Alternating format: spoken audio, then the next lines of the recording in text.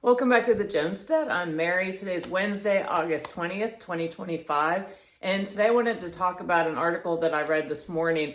And it was actually published yesterday in the AG Web Farm Journal. And it's entitled Family Farm Wins Historic Case After Feds Violate Constitution, isn't that a shocker, and Ruin Business.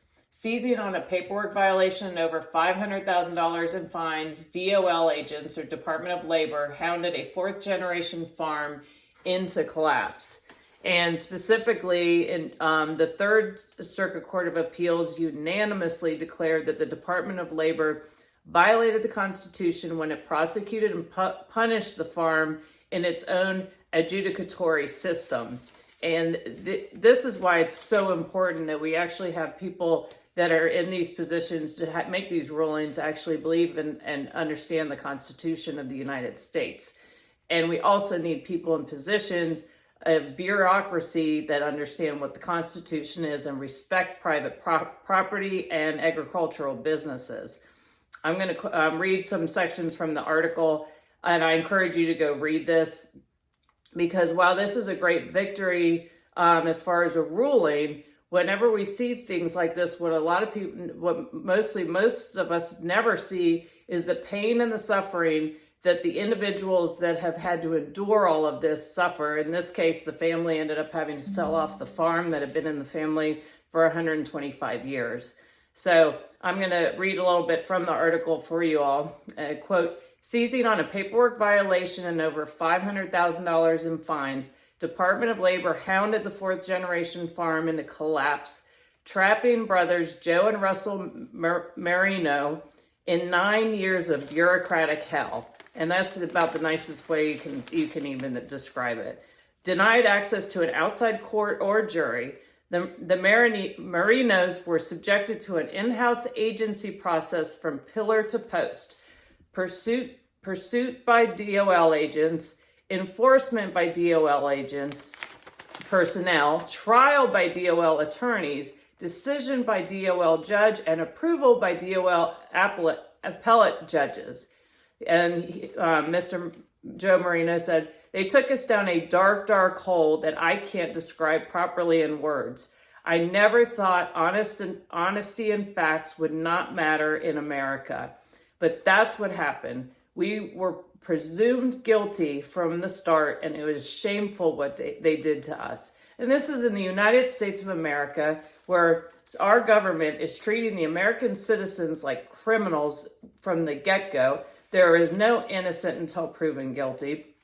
And this particular farm is called Sun Valley. It's located in New Jersey, 125-year-old farm, but in their, I think, fourth-generation farmers, the top producer in New Jersey and one of the top producers on the East Coast.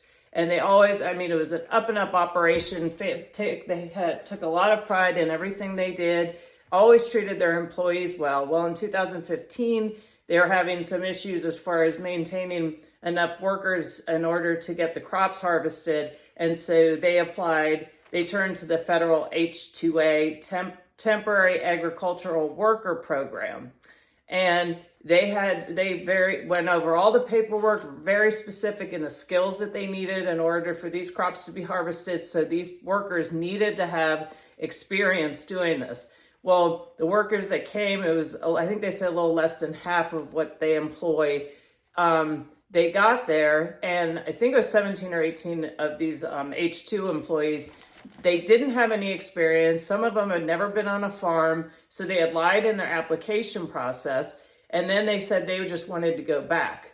Well, after the fact, and as the Marino said, what are we going to do? We can't keep them here. And so after that, all of a sudden you had Department of Labor show up, which they'd always had a very good working relationship with, and suddenly they were slapped with a huge fine because of the Department of Labor said they had wrongly terminated these workers, and so they owed back pay. And then there was some silly paperwork where somebody had forgotten to check a box, and so they had supposedly forced these workers into a food meal program, and just a bunch of BS, to put it just for lack of better terms. and which that all of that totaled to these brothers were fined $550,000. And trying to fight through, they said that it was just insane. No matter what they did when they were doing their hearing, they couldn't have any outside legal. So it was, they were tried and hung, basically tried and hung by, these bad bureaucrats that are looking to get money out of the deal and not justice. And they don't care about the American people. And so ultimately, unfortunately, in 2021, they had to sell the farm. They auctioned everything off, all the parts, all of the equipment. And they were able to, they had an organization, and I want to make sure I get this right. The other thing is that they painted their reputation. What the DOL did to their reputation made them sound like they were just horrible people and terrible to their workers. And so the reputation had really been tarnished, and that meant the world to them. And as a result of this, of them being able to have representation to take this as that it was unconstitutional what the government did. He says specifically, in the end, we got our good name cleared, but more important than that, I'm truly thankful because I know our case will help others down the road. And there are people right now enduring the same kind of government abuse, Joe adds. It's time for the weaponization of our government agencies to stop. And I could not agree more. The other benefit coming out of this ruling is, as they say, the H-2A is a failed system and it's operating under the Department of Labor. It needs to be under the Department of Agriculture. And because of this ruling, that's something that can be achieved through the elected officials now have the tools in their toolbox to be able to make that happen.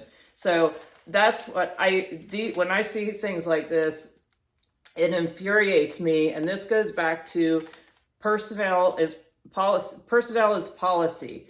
And this is why it's so important that you have people that are in elected positions and also that they are going to then appoint people in positions of authority that are responsible and have respect for the American people, and hire people that have that same attitude, not people who want to put their boot on the neck of the American people. And you might say, oh, Mary, well, this is just an isolated incident. This is not an isolated incident. There's another case in New Jersey where it's a 125-year-old farm.